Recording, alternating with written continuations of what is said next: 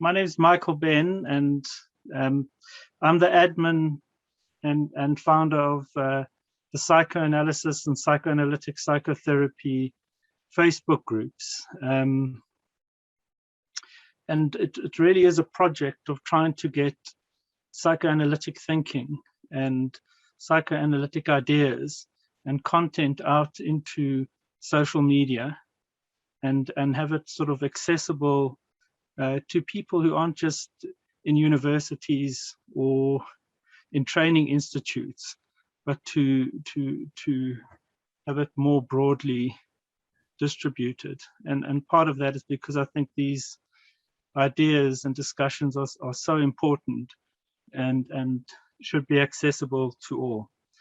So it's been quite a successful project, and part of what we're wanting to do now and are doing is starting to do interviews and talks with analysts and with psychoanalytic thinkers like Sheldon George and Derek Cook, who are the editors of the book Lacan and Race, are the people we want to engage with and hear from and follow and learn from. So it's really nice having them here today. I'm not going to be hosting. The hosting is going to be from Andrew Poe and Enda Deburca. And the reason they're going to host is because they are well versed in Lacanian thinking, and they've really done a great job of spreading Lacanian ideas through the social media groups. So thank you to them, and I'm going to hand over to them. All right. Hey, everyone. I just want to say thank you for everyone joining. So we're pretty excited to have Sheldon George and Derek Cook today. They were the co-editors of the new book, Lacan and Race, which is really a very incisive and powerful way to reflect and think on how race and racism works. One of the things that I think is particularly striking is how Lacanian psychoanalysis allows for a way to reflect and deploy analytics that take us into really only very recently beginning to be chartered territory, so to say. So it is, in a way, this book is a kind of threshold book that Sheldon and Derek have really brought together a number of different other essays and their introduction that we're going to discuss here, that really opens a whole new way of thinking on race and racism. I'm going to start really just to get the ball rolling with basically a generalized question that you can take as you really want to take it. And it's really about the motivation or the sequence of events that took you to begin on this project. And in a theoretical perspective, that's really one question. The other question also has to do with how, in this very sort of intense cyber environment of anti-racist discourse within psychology and new terms and various controversies around, say, CRT and social construction theory and privilege and white privilege, et cetera, which is a very often contentious site within the internet world. I really wanted to probe what it is about this particular way of working with Lacanian analysis that changes the way that we think and focus on race and racism. And maybe I think we just discussed this a little earlier that, Derek, I think you want to go from here to maybe elaborate on that and further thoughts. Yeah, just to say thank you so much to everyone here for hosting us. It's a wonderful opportunity to reach out to colleagues and speak a little bit about the book and some of the work that Sheldon and I have done.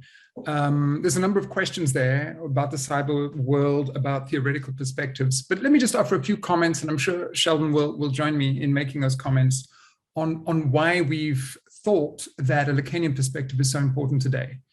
And I'll preface those comments by referring to a PhD student of mine who asked the other day. He said, he made an observation. And he said, it seems to me that we're increasingly entering a kind of psychological turn in concepts of race and racism.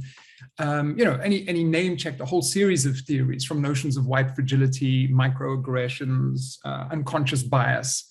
And I think he's quite right. I think increasingly there's a number of psychological theories which do a certain kind of work, and people are drawing on and utilizing to think about racism.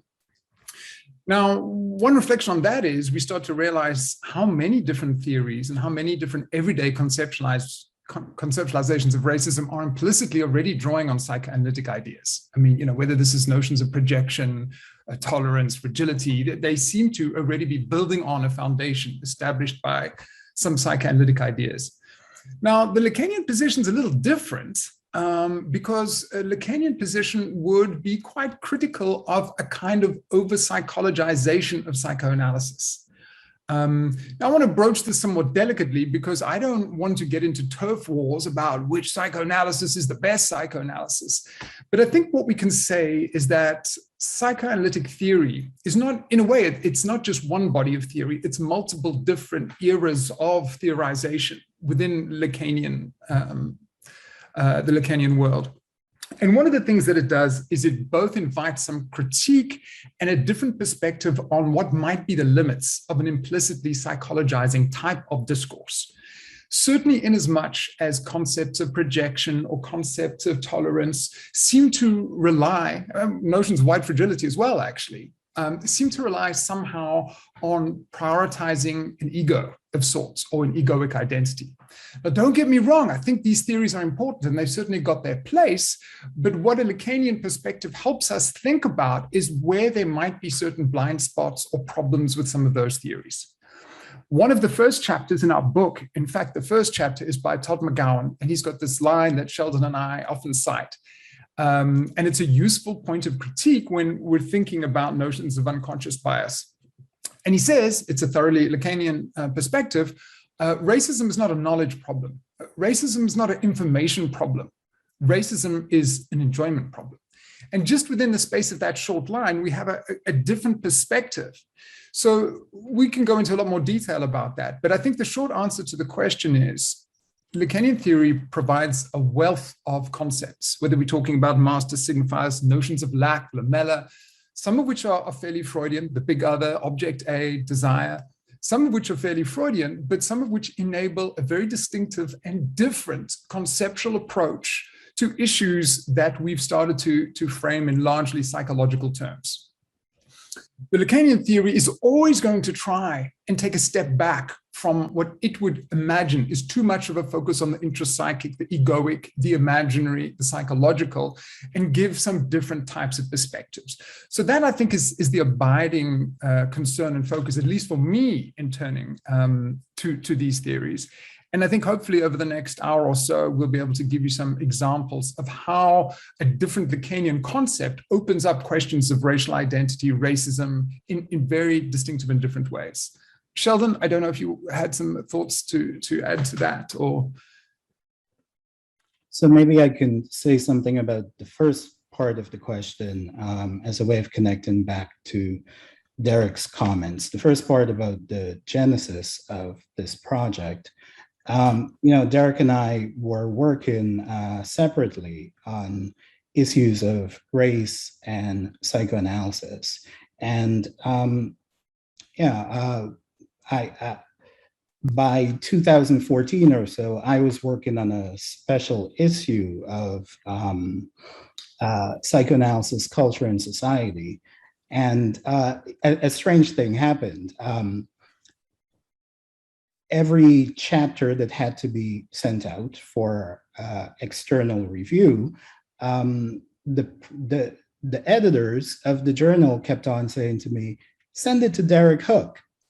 And at this point, I had no idea who's Derek Hook. So I'm like, who the hell is Derek Hook? And why are you trying to send things to Derek Hook for me? But I think that was indicative of the sort of state of the theory at that point. There were only a few people you could rely on who were working in this area. So there was a lot of theory, and there still is a lot of theory that's engaging psychoanalytic concepts, but they aren't engaging it in a Lacanian way. So what's special about the Lacanian approach? I think part of what's special about it is the way that it brings together the social and the psychic. There's a way in which in Lacan, the other is always inside of you. The social is always inside of you. And you don't see that in most other theories. Part of what we're trying to do in this collection is speak to multiple audiences. And so I focus heavily on concepts of race that come from the study of critical race theory and the work of people like Henry Louis Gates Jr. and scholars of that ilk who really have no interest or no trust for psychoanalytic theory. But then on the other hand, what you have in Lacanian theory until very recently is an absence of a focus on race. So what the collection is trying to do is really bring Lacan to race and bring race to Lacan. And I think, it just so happens, just by chance, that today is the 40th anniversary of Lacan's death. One of the questions that Derek and I have asked of each other is, are you a Lacanian? And what does it mean to be a Lacanian? I'm not sure we quite have a clear answer for that, because what we're doing is we're deploying Lacanian theory, but we're also rethinking Lacanian theory. And especially for me, having this tie to this different audience that's more specifically focused on race, it means that in order for Lacanian theory to really work, it has to shift. It has to be remade. So there's great utility that we find in using Lacanian theory. There's an ethical component to Lacanian theory. It's focused on treatment. It's focused on results. And it has a historical legacy, a reformulation of concepts that span decades, going back to Freud, through Lacan. And part of what we find interesting in Lacan himself is the ways that Lacan continually remakes his theory. There's something generative in Lacanian theory. Lacan is always revising himself, rethinking himself. And so that proclivity in the theory itself is something that is unique and something that draws us to the theory. It opens up the theory itself to this process of remaking that we're involved in.